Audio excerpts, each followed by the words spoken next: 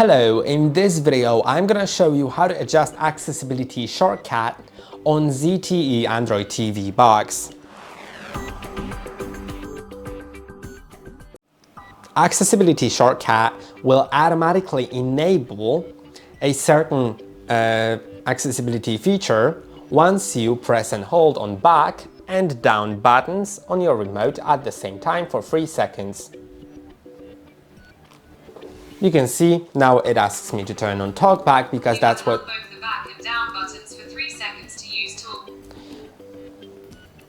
So this basically enables TalkBack by default, but of course that can be changed to something else, and I'll show you how to do it. First I'll just disable TalkBack. Okay, now it's turned on. Let's turn it on again. Turn it off. Okay. Back off. Let's go to settings with the settings button on the remote, then go to device preferences.